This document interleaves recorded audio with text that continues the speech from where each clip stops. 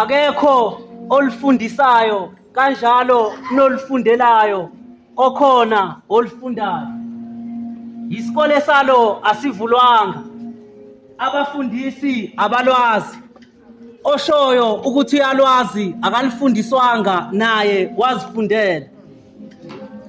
Thina sekuyothatha isikhathi ukuthi siliqonde kahle futhi silwamukele ubunjalo balo, ngoba kuze kube manje kwabanye zisakhamisile izibazi zalo mbumbulu ezavulwa abathile egameni lwabo.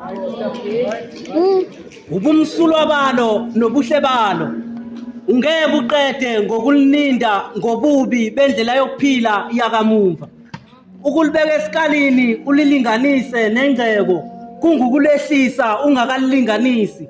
Lucebe kakhulu kunengcebo, linakho konke ukudlula izinto eziphathekayo. Luhle kunobuhle bokuzakhela, lunamandla okuphila nasekufeni uthando. Alubona.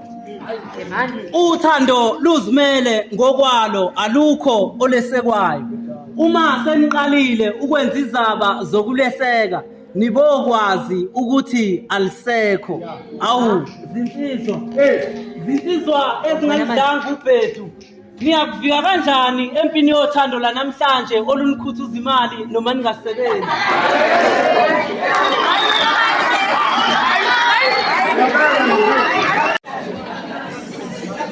Awu zinsizwa ezingalidanga ubhedu. Niyakuvika kanjani empini yothando lanamhlanje olunikhuthuza imali noma ningasebenzi? Bafethu noma singaliziva uthando luyabiza kodwa alidayisi futhi alithengwa. Kulungileke isebenziseni imali egameni lothando, kodwa nize ningakhohlwa ukuthi kuleso simo uthando kudala lwanibalekela. Njenganokuphakama kwamazulu ephakeme phezu komhlaba, injalo injabulo yothando kwabathanda ngeqiniso. Kwesentombi behlela kathanda abantu, ukuma kwezintaba, ukuqina kwamadwala, kuyikho ukuma nokuqina kwalo ebudlelwaneni eyakhelwe phezu kwesisekelo salo olweqiniso.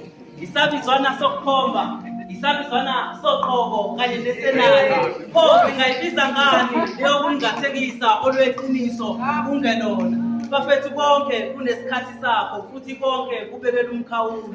Kodwa umani kwazile ukuveza uthando noma imizwa yalo seningasayizwa, kuyobe ninqobile. Emshadweni niyokuma, esiki isikhathi niyophila.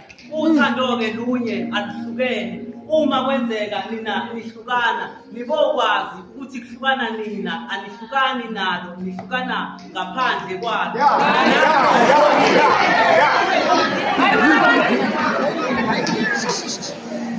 Bafethu uthando-ke lunye alihlukene. Uma kwenzeka nina nihlukana, nibokwazi ukuthi kuhlukana nina anihlukani nalo, nihlukana ngaphandle kwalo. Nalapho omunye esehamba indlela yakhe nomunye ehamba indlela yakhe, kuyogcina khona ukuhlukana kwezindlela noma lungachazwa ngendlela ezahlukene. Nalapho futhi kuyogcina khona ukuhlukana kwezindlela. Lunye uthando alihlukene. Ukho konke-ke nikwenzayo lenikushoyo, nize nifunde ukulixolela uthando emaphutheni ezinhliziyo zenu ngokuyithandisa abantu abanganithandi. Ngoba nalo uthando akube yinkinga uma selithanda noma umnikazi walo engasathandi. Sibuhlungu uthando uma ungelona. Inkondlo isikhulumile. Sibeke isibhedu sanibona.